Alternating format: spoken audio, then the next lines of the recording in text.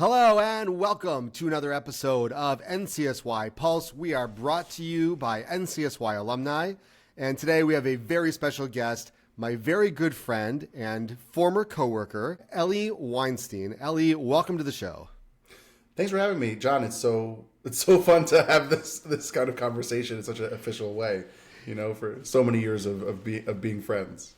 It's hilarious because, like most people, when I have them on the show, it's, you're putting on a show when you're doing the show. And I guess in the beginning, we probably are also putting on a show for the show. But yeah, obviously you live in Las Vegas now, which we want to hear about. But whenever you come back to your hometown of West Hempstead, it's always exciting to see you. And I see your parents around town. And it's fun because they're like super excited to see me and tell me all the things that they think I don't already know about you, to brag about their son. But it's fun. I get to kind of roll with it. So today we're not talking about Marvel and Star Wars. Not today. But we should have a Marvel and Star Wars podcast. Maybe a spin-off podcast. I think it would be good. NCSY Heroes. And see, there, right? We could hide it on. So we should just make a podcast to talk about like all the things that you and I want to talk about in real life, and it would be fine. Just call it NCSY Heroes. NCSY Heroes. Exactly. There you go. But Eli, catch us up a little bit. Since your days working at NCSY, you've achieved so much. You've opened up your own practice. You are the Dude Therapist. Tell us what the Dude Therapist is. Tell us what's going on. Catch us up. Sure. So after working for NCSY, I went up to go to become a therapist. And I'm now a therapist in my own private practice in Nevada, where I live. We could talk about that, which is so random. And New York, where I used to live for many years. And I have a podcast called the Dude Therapist podcast because I'm a dude who's a therapist. And I actually have a book coming out in the next year. We don't know the title yet. We're actually in conversation at the moment this month to finalize a title.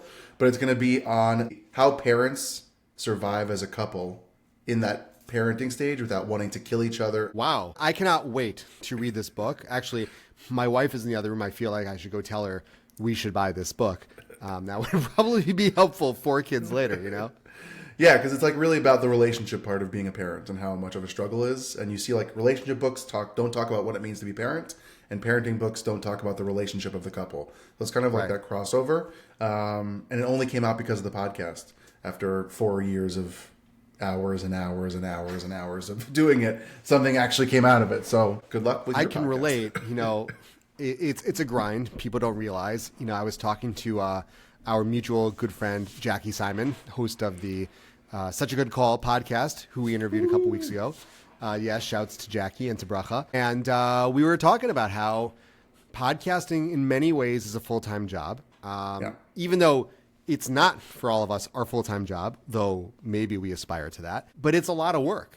It's a lot of work. It's work producing and it's work editing and all the boring things that probably don't make for good podcasting right now. But it's a lot of effort that people don't realize go into it. And it's funny because I was telling a friend of mine recently, someone said to me not so long ago, John, anybody can make a podcast.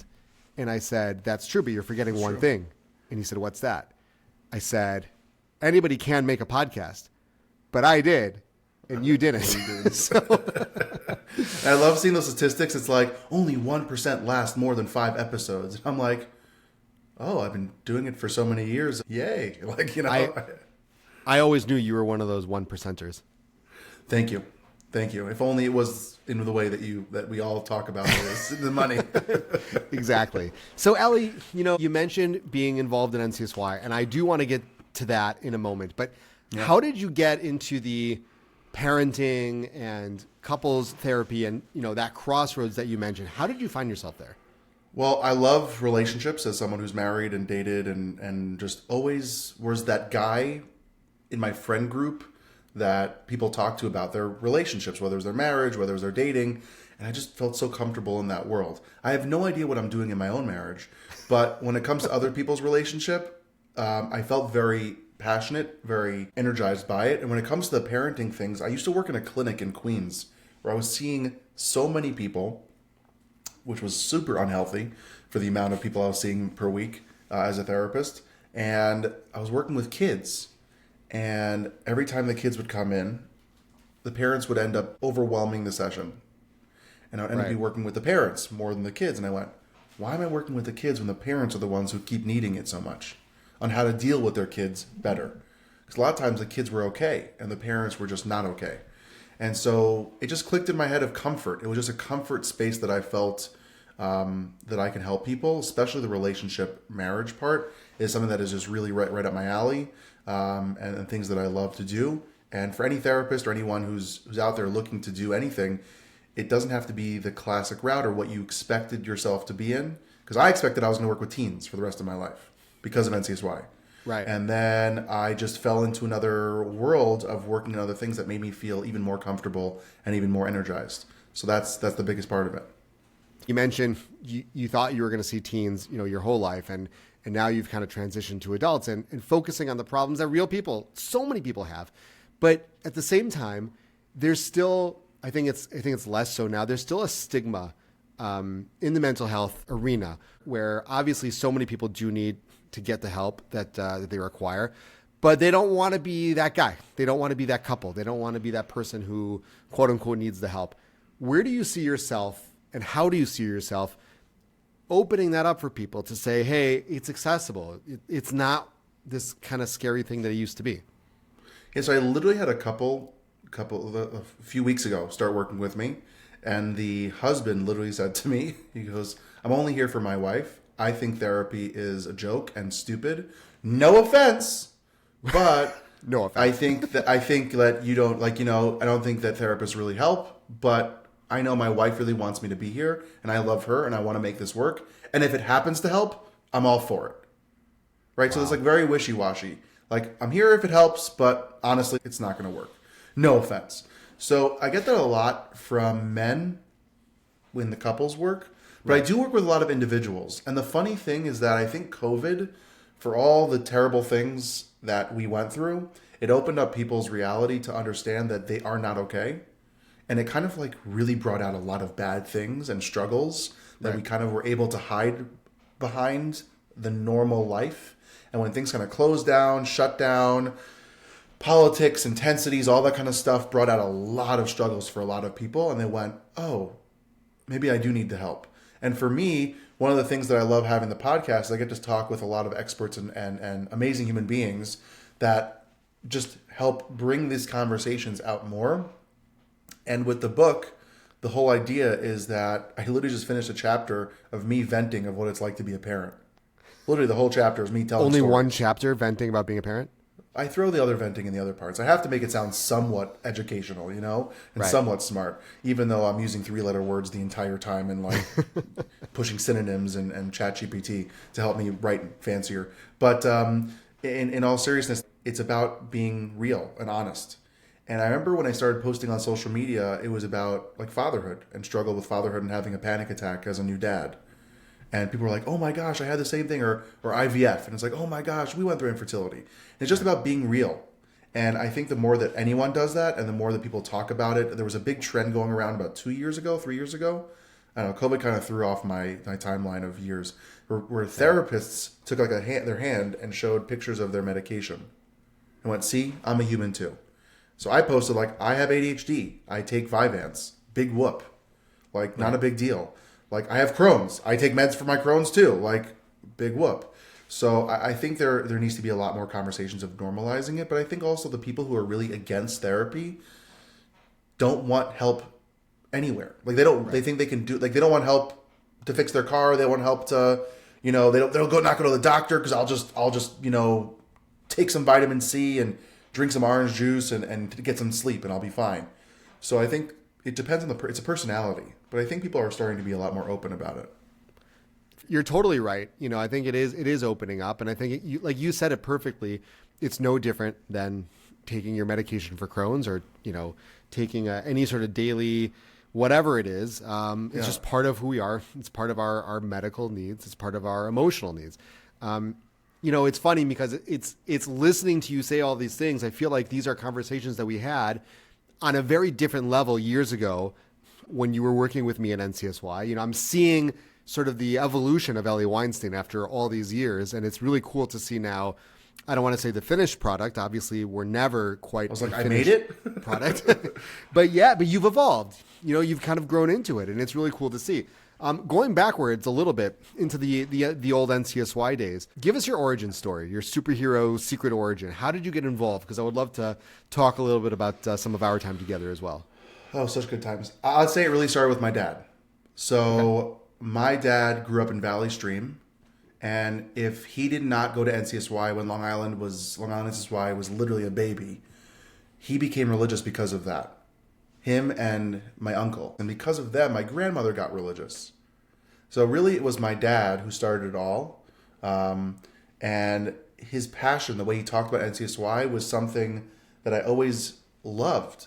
The way he said he would go to these conventions, but they used to have all NCSY conventions, not just Yarchikala, but the entire country would meet in one place, and there were like only 200 people, and that's like one regional in, West Hempstead. And for him, it was such a life-changing experience, and I said, I want that. And the funny thing is, growing in West Hempstead, it was more of a fun thing to do. Growing up back in Long Island, NCSY, that was what it was. It was like this fun place to go hang out and feel comfortable, be yourself. It was with Rabbi Jesse Horn, who's now a rabbi in Hakotel. Sure. And Hillary Zimmerman, and all these amazing human beings, just to have fun and have a place as a teenager to feel comfortable, like you would go on Sundays and play softball, like you would at an event with your youth department. That was what it was in West Hempstead. Now, over the years, it has changed. I think going back to its roots of Kiruv to public schools and JSU, and I think that's amazing. But for me, growing up, we used to have like 2 or 3 buses from West Hempstead, just going to have a good weekend and have a good time and be Jewish. And to me, that was, I got to tell you, and I think we've talked about this many times, but if not, whatever, it's good to say it out loud. That was such an iconic piece for me because I felt so out of the loop. I had ADHD. I was such an energetic, wacky person. I still am.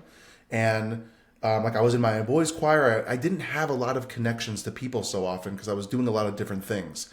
And this helped me feel normal, like I could be a part of something. And I felt welcome. I felt me. And that to me changed everything. Because I was already learning, I learned with Nachi Sonnenblick, who was my advisor for so many years. For years we were learning. And I was doing all these things around people, unfortunately, like you, and other amazing people like you, who were just around. You were in West Hempstead all the time. Yeah. Right? So like we were around good people. So it just rubbed off.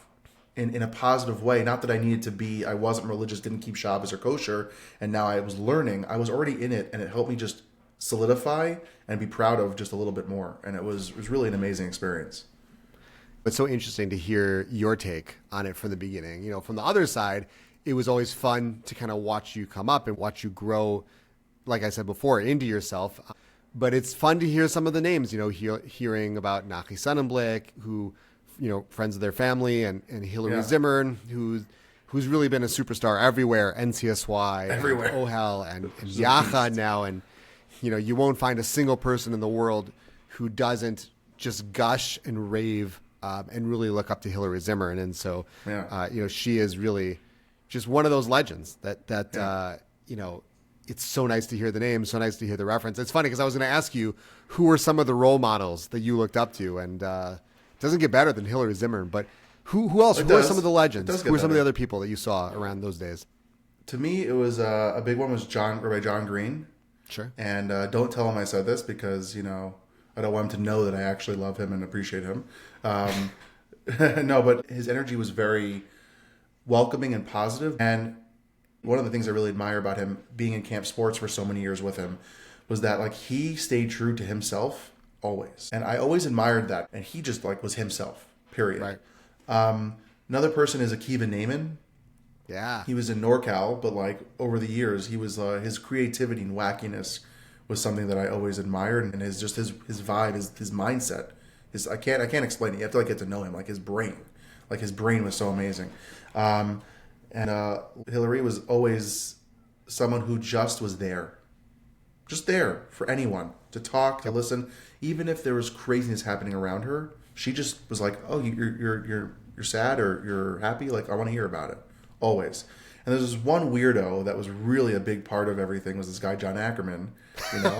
He was the weirdest one. But you taught me so much about being an adult. Like when we were working together, you respected people as an adult.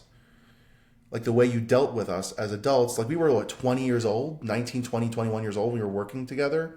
You were not. But now you're 21. Yeah, I go backwards. You go backwards, like Benjamin Button. Hopefully you stay at a good age. Stay at a good age. Stay at like 20, 25, 23. Exactly. And you really like respected us and gave us responsibility. Thank you. Most people wouldn't do that. They wouldn't trust a 20-year-old to go, hey, you're going to work on a budget. You're going to work on planning a Shabbaton, or you're going to work on doing all the rooms, making sure everyone's happy, dealing with parents, and I'm going to deal with bigger things because I have to get funding and other stuff and marketing and big picture stuff. Like the other stuff, like I trust you. Go for it. And it reminds me, another person, that last person is Rena Emerson. Right. So when I was younger, I was on the executive board, regional board, whatever they called it. And honestly, I just wanted to be a part of the cool crew and be a part of it. But I was like on the calling squad. That was what I was on. I cold called people. Okay. I wanted so badly, like, fine, Ellie, we'll give you something. And she said this line that has still stuck with me till this day. I still embody this. She said, if I give you a task and you say yes, you better do it. If you say no, I respect you because it means that you know that you can't. So don't say yes unless you can do it. But if you're going to say yes and you don't do it, I'm going to get upset. Right. That was like, it stuck with me forever. It was really an amazing lesson. That line, I think of myself all the time. I'm like, okay, if I say yes to this, can I actually do this? Because if I do say yes, I need to commit to it. Or not, then I have to say no, For sure. It's a good lesson. It's good advice. It's funny you talk about those years when I did try to treat you guys like adults. There's actually a funny backstory. I don't know if I ever told you this. There was a period of time when we were both in New York NCSY, and it was a little bit of a tense time. There was a kind of a reorganization going on, and you were an advisor. You were at that point, I think, a part-time paid staff even. Yeah.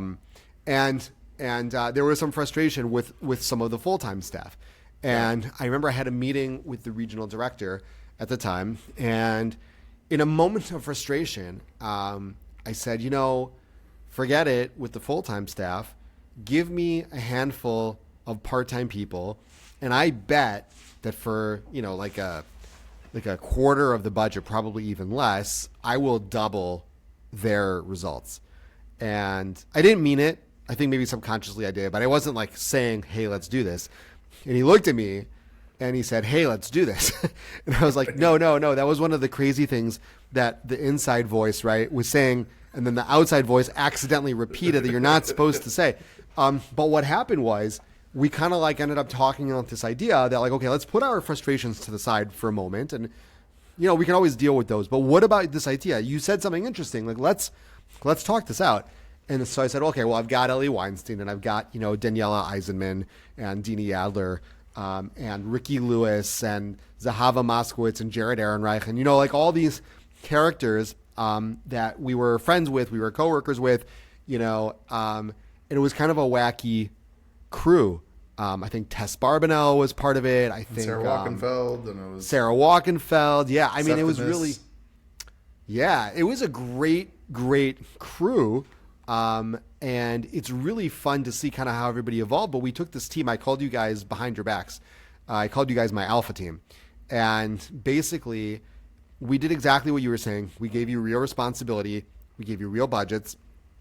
I want to say we gave you real salaries, but, real low salaries probably.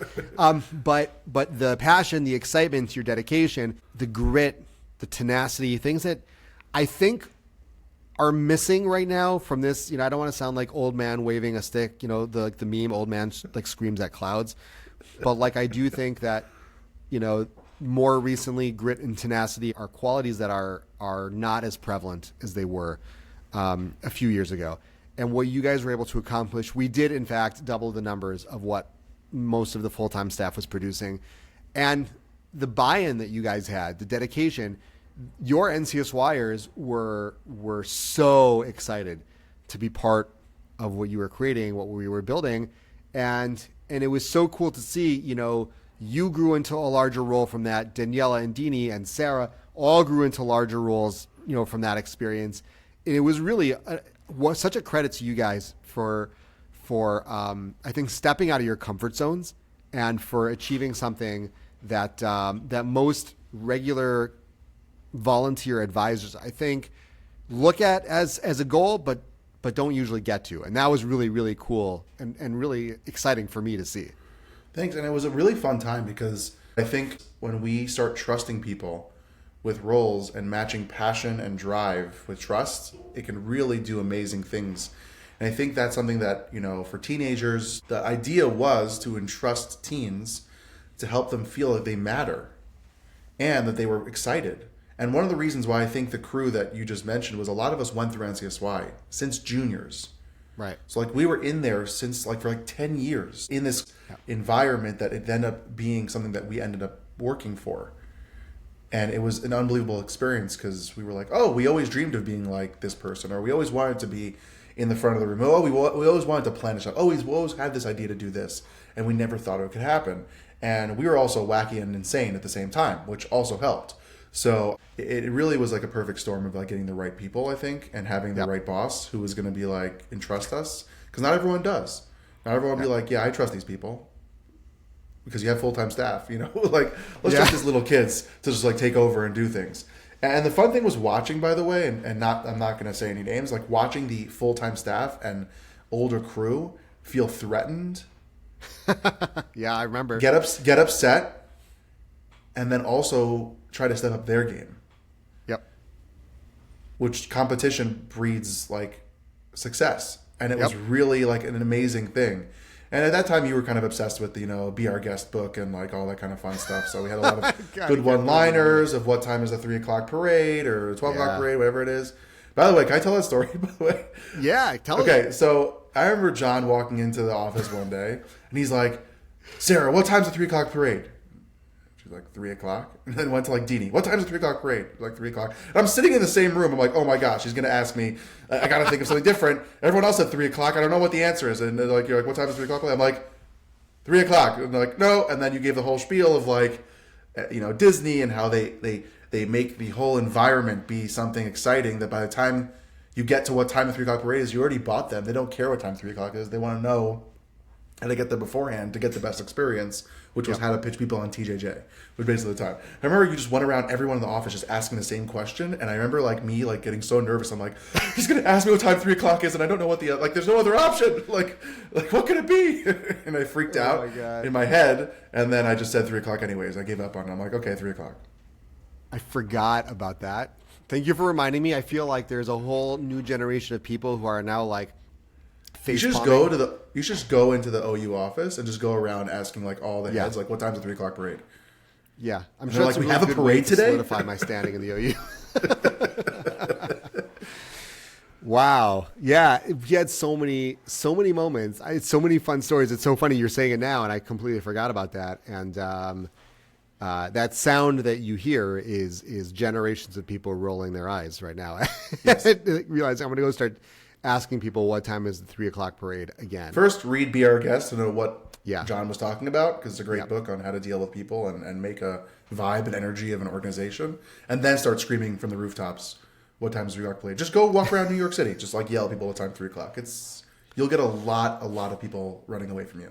Yeah, that is true. That is true. Credit to Disney. What they were able to do with customer service and creating an experience is something that I tried to replicate. There was something else you were trying to replicate something else. I remember that Disney did this thing that when my family's actually going to Disneyland in a few weeks. So because of that book and you're back in the day, I got really obsessed about how they do things. And now when I go, I'm like, oh, there it is. Where they do the different, they would make fresh popcorn every morning by the entrance so that you would come in and feel like you're going back to the movies. Right. Exactly. And I remember there was one Shabbaton that you tried wanting to do that where people would check in, or people in the dining room, to have fresh popcorn being made. And I'm like, but they're not going to the movies. But it's yummy and it's tasty and it would put them in the right mindset to have a good time. And I remember you were so adamant to make fresh popcorn or have some experience like that with the music playing in different rooms, the popcorn or the flooring being different.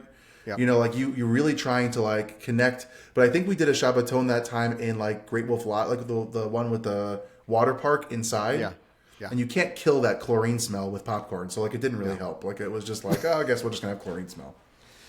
Wow, these are great. I forgot about this stuff. Listen, it's, we forget sometimes how similar what we do in NCSY is to so many other businesses. Obviously, it's unique. Obviously, it's special and it's powerful, but there's so much to learn from other businesses and other organizations. Always. And wow, it was a lot of fun. Was there a moment? First of all, I appreciate you telling these stories because like this is like deja vu coming back. I could write a book on NCSY about. No, okay, I'm not writing another book. No, never mind. Sorry, we can write a book. Let's see, I'm writing a book right now. Yeah, I'm writing a book right now. It is one of the most intense experiences of my life I've ever had. But if you and I want to write NCSY story books and how to make a Shabbaton and all that stuff, I'm more than happy to do that. All right. First, let me do this. Next book Okay. after Deal. this one. Ellie, was there a moment, because what you do now is very similar. Like I said, I think it's the evolution of some of the things you were doing when you were working for NCSY. Was there a moment, like an aha moment, where you kind of said, this is great, this NCSY experience right now, you're 20 years old, 21, 22. But when you were saying, there might be more to this. I think I'm in the beginning of something. This is a path I want to go on. Did you have a moment like that in NCSY? I'll be honest. When I was working in NCSY, I wanted to work for NCSY. Like I wanted to be you. I wanted to take over. Well, it's good that you found another path. I wanted to be you and be a regional director or assistant director, whatever it is, work with you and be able to like impact teenagers' lives on a way that it impacted me. And let's throw Torah in there and have Judaism and all those wonderful things as well. Like, let's have this wonderful experience together. I loved it. It was like my energy. It was like, I can't replicate that again. Even though like I love what I do right now, I can never replicate a Shabbaton energy of being tired for like 4 days before and not being able to move like 5 days later. And so much Ricola and so many halls and just, you can't have no voice, but you are just energized and going on empty, but somehow at 100. Like you can't replicate that. And it's funny because I'll be honest, I try to replicate it by speaking. Like going to speak and trying to be a speaker, right. That is what I'm trying to replicate in my mind. In my body, the energy is what I'm trying to replicate. That like impactful, front of the room energy, excitement, connecting with people on a bigger scale. That's why I do it, because that energy, I miss that energy. I miss the Shabbaton. I miss the one-on-one conversations. I miss the impact that you can have. Now, turning that into therapy, I very much impact people on a daily basis, but I don't get that response as much as like an NCSY Shabbaton or a latte and learning. But it was awesome. So for me, it was being able to replicate it, which means impact people. I love human beings. I love dealing with people and impacting them on a soulful level. And that's how I do therapy. Like therapy to me is a human-to-human connection with soul. Now, yes, there are modalities and tricks and tools and things that you can throw in and different 3-letter acronyms, CBT, DBT, ACT, all IFS, all the different things I can throw at you. But in the end, it's me and you talking about your life and how you can be this much better for yourself or for the people in your world. That's what NCSY was about. It's like, okay, you look at yourself and I can be this much better tomorrow or today. I'm going to make a bracha here. I'm going to daven here. I'm going to learn a little bit more here. I'm going to be more kind, respectful. I'm going to be kinder to my parents. I'm going to do this and do that. So yes, it is something that really shaped my perspective on how to deal with human beings. Because I don't think I would have been able to have as much comfort with people. And this gets me a little emotional because it's something that NCSY did change me. I talked about my ADHD. I struggled for years with my social skills. When I was in junior NCSY, I really couldn't find, I didn't know, I had friends, but like it was very, very hard for me.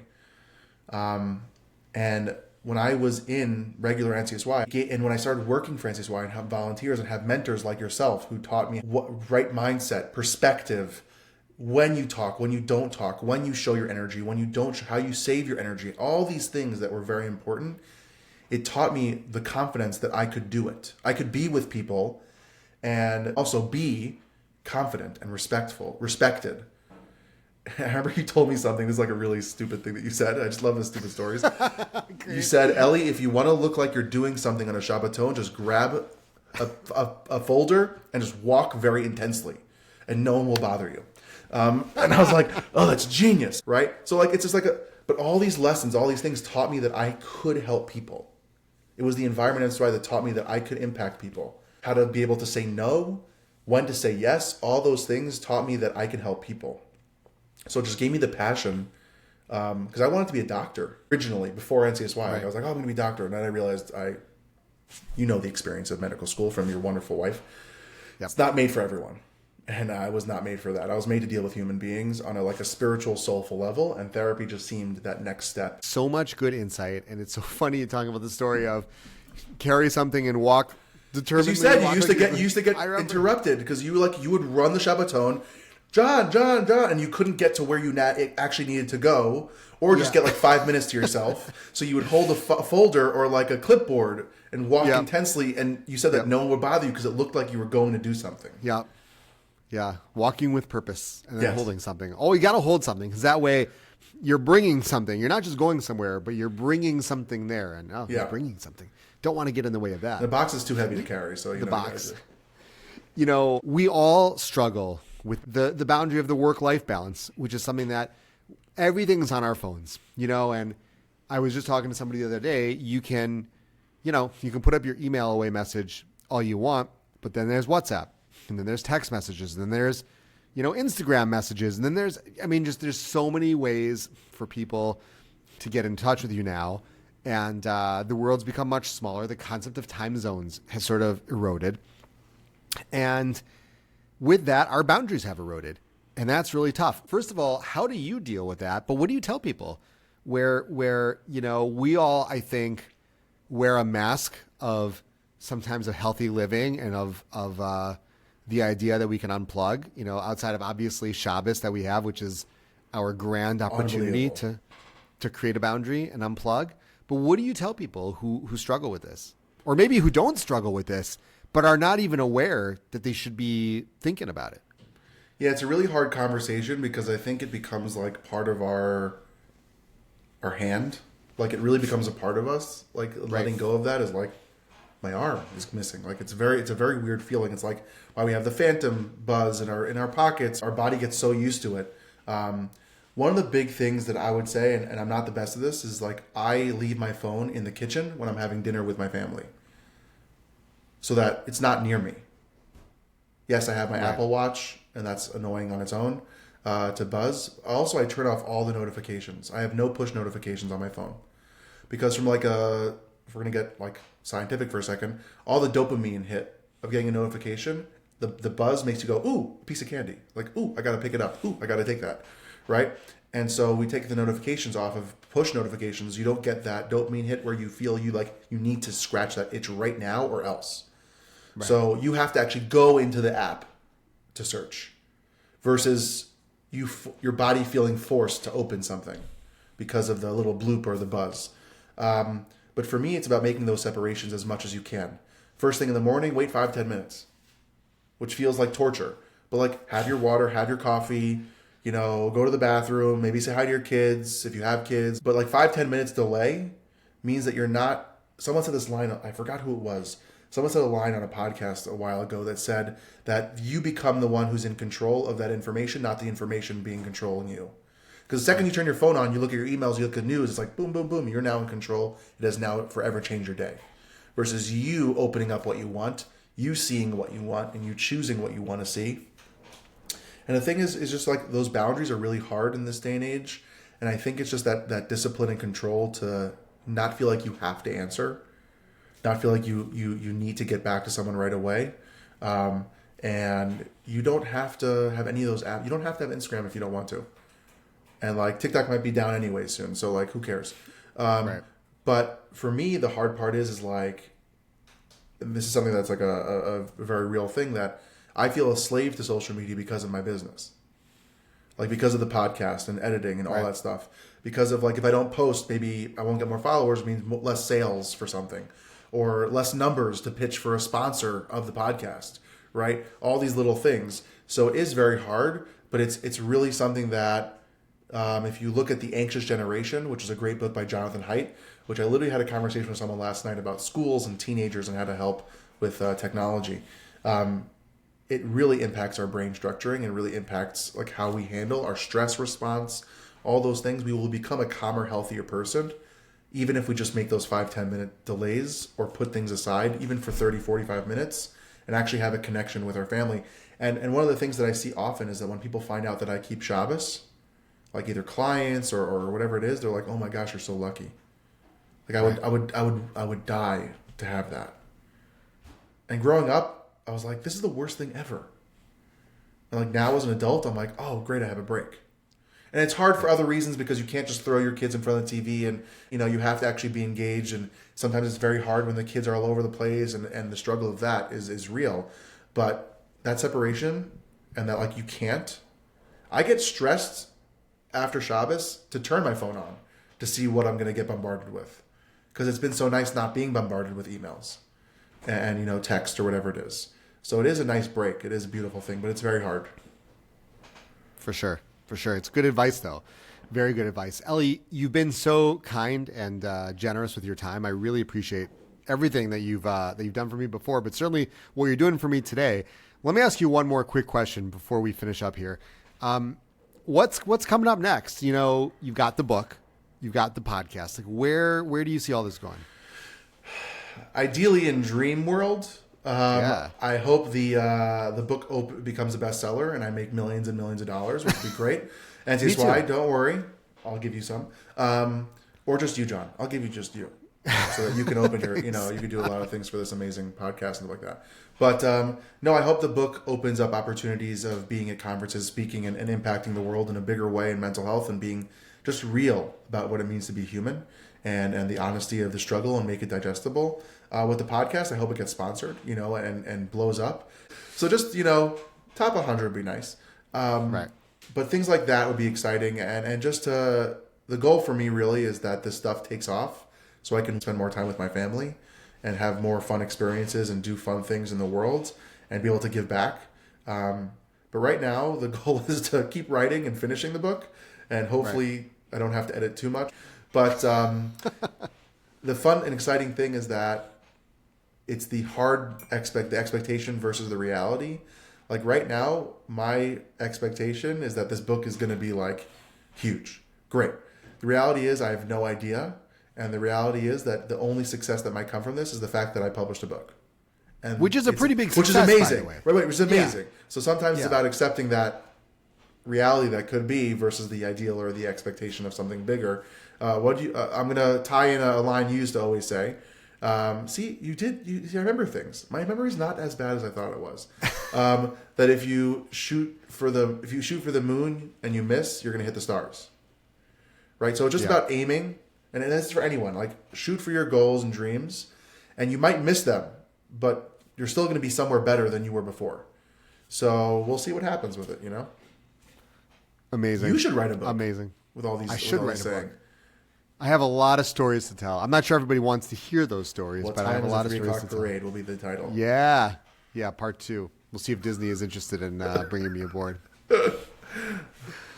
Amazing. Eli, thank you so much. This has been absolutely a blast. I really appreciate it, and hopefully we will talk to you again soon. Okay, all the best. Thanks for having me. All right. This has been NCSY Pulse with John Ackerman and Eli Weinstein. You can follow us on Instagram at NCSY Pulse. You can find all of our shows on YouTube now at NCSY Pulse, and we will talk to you soon.